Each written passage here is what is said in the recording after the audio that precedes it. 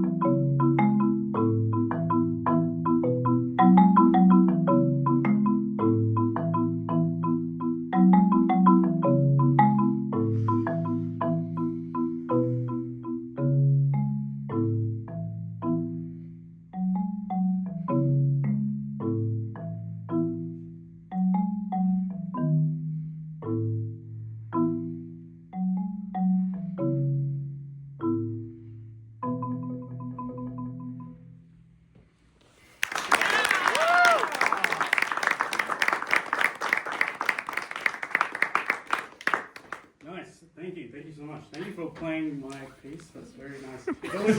It's always a strange feeling watching someone else play your own music, because I don't know, for me, I never thought anyone would, so it's very nice to see that someone's playing. I apologize for writing octaves. That's something that I kind of need to stop writing. Because it's just really annoying to play. Yeah, I will use notes. Yeah, it's great. It's great to see you playing this piece, and I can hear that you're trying to sing it as well. I can hear you breathing, which is good, because it's always the worst feeling when you're watching someone play and they're not breathing, and you're thinking, I'm not going to breathe as well. And so it's good that you're breathing while you're playing. This piece, I wrote it, and again, I guess this kind of relates to what we were just talking about, but you obviously can have your own interpretation, your own meaning of this piece and what it might mean to you, and I respect that, but I'll just talk a bit about what this piece means to me. This piece, I wrote, the Narrows in Perth is a place. It's a river, or there's the Swan River that runs through Perth, and the Narrows is the bridge that links the two sides of the river. And I would go there pondering life and sit under this bridge every day when I was living in Perth.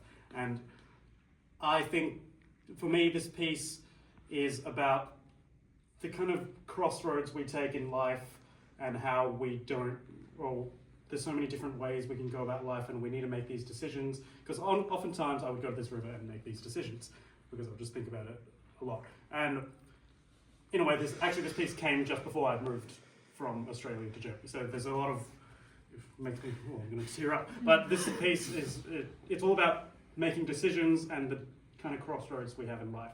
And that's why this piece, there's two things that I wanted to be the kind of two crossroads and how these crossroads can kind of fight each other.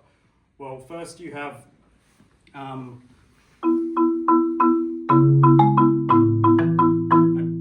a 3 over a 2, and I wanted this 3 over 2 to kind of fight each other a bit. So you can have this interaction between the two where they are different, they are separate, and if we can create this feeling of they're separate, especially at the start, because I think the start is very much we haven't made our mind up yet. And maybe by the end of the piece we have, and that's why we just play together. And also there's two, and I'm sorry, I'm a painful composer, as I'm sure Chandler, he's nodding a bit too quickly there. I love to write just key signatures that are just nuts. Like and I also love to change key signatures rather than accidentals, because that's how I think. I always think in tonal centers, and to me that's how I think in the tonal center. Even if the key signature is crazy and then I just put a bunch of naturals or something, this is just how I think in tonal centers. Because again, I don't usually write the piece down until I've already figured it out, and then I'm like, oh, why did I choose this key? It looks annoying to read. But, so I'm sorry, but also that's the idea of the piece, that kind of the A theme is in one key, which is in sharps, and the B theme is in flats. So, I don't know, as a composer, looking at the, sorry, yeah, that's scaring me, but looking at the score, or as a performer, I would see this, and I have written, and obviously this is annoying to read, sorry, but you've got sharps to start off with, and 16 bars later, I've changed it to flats, just fully swap it. But I want this to be a clear delineation of a section. Like, this is a different feeling, and this is maybe a different choice we have to make in life. So the more we can lean into a contrast each time we change key, in our sound, in our feeling, in our tempo, maybe we just relax it a bit, that's nice. At the very start of the piece, I've written it to come from niente and on the notes. So this is like super soft, doesn't exist. Can we try that? Mm-hmm.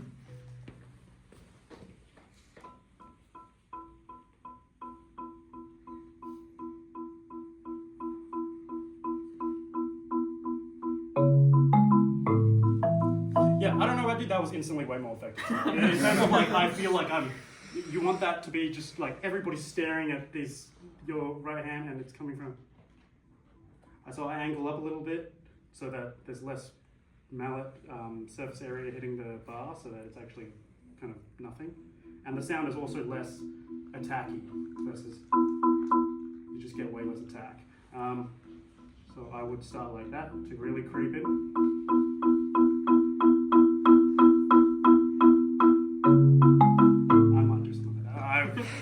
I don't know. It's not written. Composer should have written it, maybe. But yeah, play around with that, and you want this to be like everyone's just looking at. You're also hyper fixated on this note, and you're creating this magical moment. If you are totally convinced that this is magical, as simple as it is, I write simple stuff. As simple as it is, if you are fixated on how important this is, everybody else is as well. And this is performance. Like, this is where the art of the performance, in terms of, it's a visual thing, it's a sound thing, I think, as well, but it's a feeling thing, So if you can just really, you're hyper concentrated, and every single note has an intention of where we're going to. Cool. When we get to our B theme, which is in a new key, look, I haven't played this piece in a long time, probably since the recording, but ooh.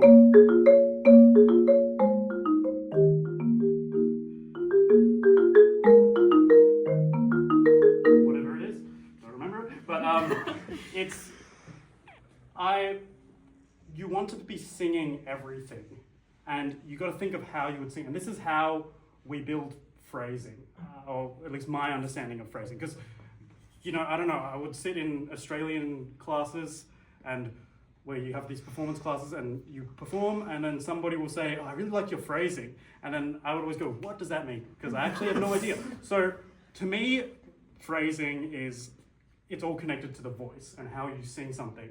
And it's how you speak it, how you sing it. I could talk like this and you wouldn't understand. Or I could talk really smoothly and everything feels flowy and my sentences somehow make a bit more sense, even though the words might not be, even though the words are still the same sort of meaning, right? But it's just how we speak it. And when you are playing this, watch out that we don't have, maybe we want this because it's for an intended effect. But if I were to sing the melody or the whole piece, ba da da da da, if I go da da da da bum, is that what we wanted? Maybe it is. And if it is, then I would say lean into it more. But if not, how can we connect this so that it's all one line?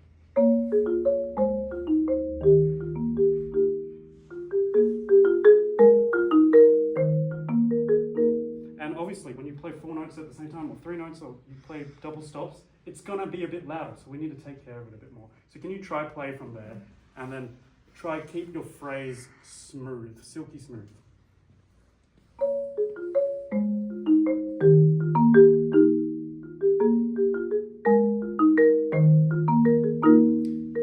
Yeah, good. So that's where I watch out right at the end. Dun, da, da, bum, da, da, da, da. It's the end of the phrase, right? So we probably would back away from it.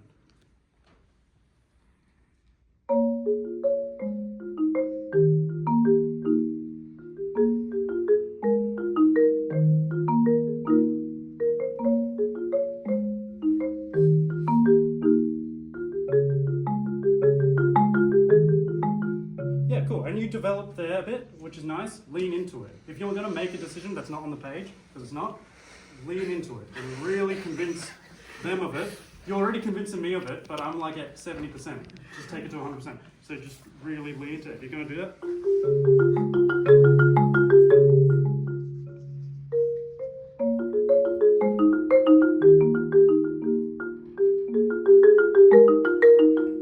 You want to connect all these phrases. I think I wrote something on here, I can't remember. Relaxed and flowing. So everything should be flowy. There shouldn't be any surprises. The surprise is when you change key.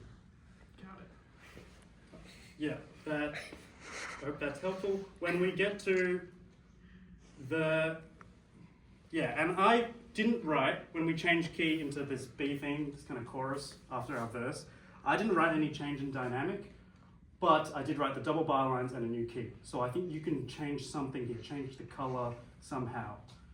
I'm not going to give you that answer because I think you can figure it out, but just as long as we have some contrast. We had a few funky notes while we're playing, and that's okay. I hit all the wrong notes all the time. Exhibit A. But I think to help develop that is one, building a stability in our technique. Sometimes when you're playing, I feel like we don't have total control in where the mouth's going to go. So I'm not saying you need to grip it tighter and go bam, bam, bam, bam, bam, bam, and the mouth's going to always hit. But we want to develop stability in our simple sounds. We can spend all our time working up the fastest double laterals possible, but then if we play and every time we just play just a double stop, it sounds like, it's like, oh, did we develop technique?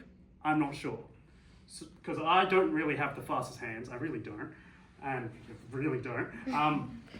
But I would say is technique to me is not speed, it's creating the sound you always want to create.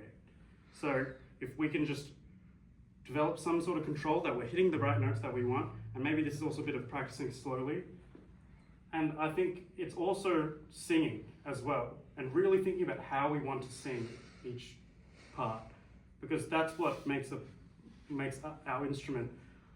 All instruments, I think, we're all trying to just mimic the human voice. And I think this is the reason why everybody loves the cello, because the cello sounds as close to the human voice, I think, as an instrument could sound. Well, string instruments are so expressive because they can have these inflections like a human voice. How can we have that on this instrument that goes bonk? I don't know. I really don't know. This is an answer we need to kind of unpack. But I think slow practice, singing every single note so that we have this intention and it's all linked, really helps. Can you try play this B theme slowly, but singing every note, and try singing it in a way that is expressive and we know what your phrasing is.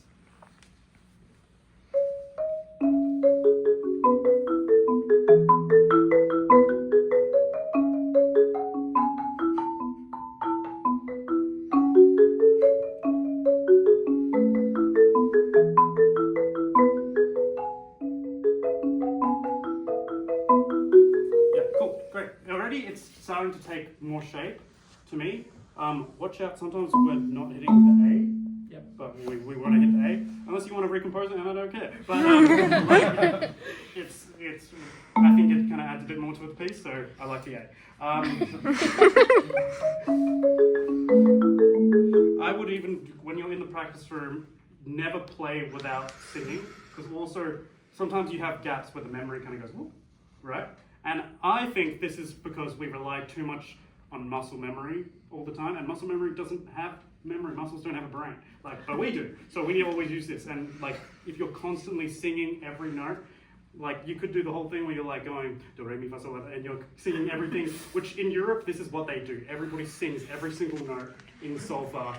I'm not that smart. I can't do it, but I sing everything. Even if it's just da da da da da da da, and you are constantly singing it, how can you possibly forget what's going to happen?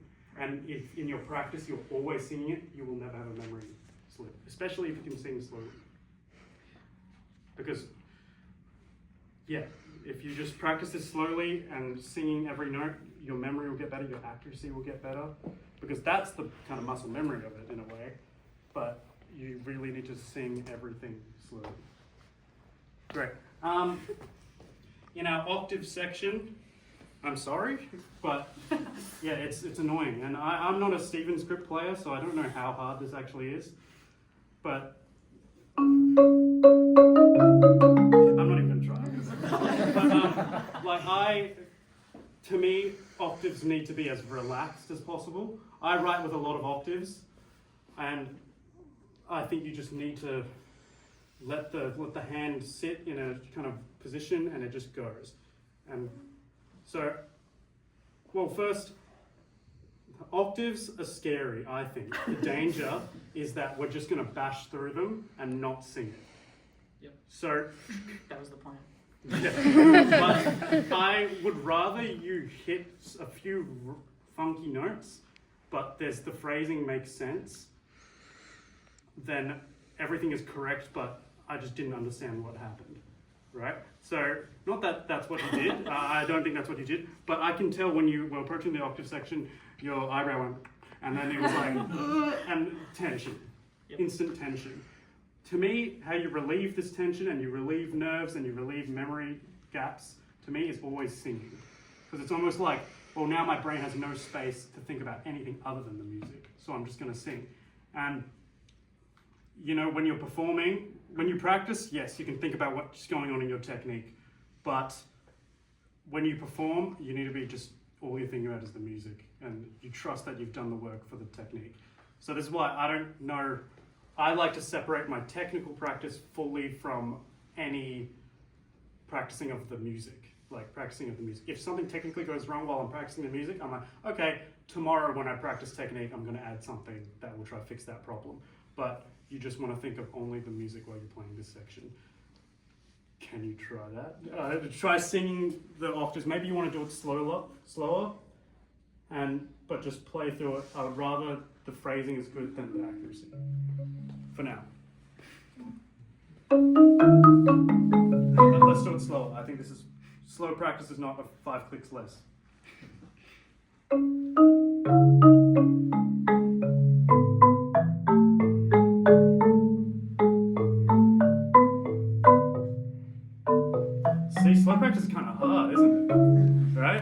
that funny that we think we've practiced slow, but we've only just reduced it by 5 clicks. And then we try to play it at half tempo, and then sometimes we can't hit the notes, and also I can't phrase anymore, because this is another thing I think as marimba players, because our sound is short, we think, oh, phrasing, let's just play it faster so that the sound sounds more connected. Which, yes, in a way it does, but is this real phrasing? Really, some of the best marimba players I've seen, they can play something so sparse, but every note is connected, and it's in here. So try in your practice to do it really slowly, and you're thinking about your phrasing all the time. The technique, this is something I won't touch on, but this is something that you practice separate. And I think separating these two helps. I don't know, it helps me. Does that make sense? Yes. Yeah, and then overall, just if you can lean into the intention of the composer, because I've written about what, I haven't finished yet, I've written about what the piece is about, so if you can lean into that feeling, or if you decided to stuff that, I'm going to have my own feeling, lean into it. And then that makes for, did you say you're going to play this in a recital at some point? No? Alright, if you never play it, then sure, play it for yourself and then sing it, right? But I do think this is what an audience connects to, if you can lean into these contrasts and what the piece might mean to you. Yeah.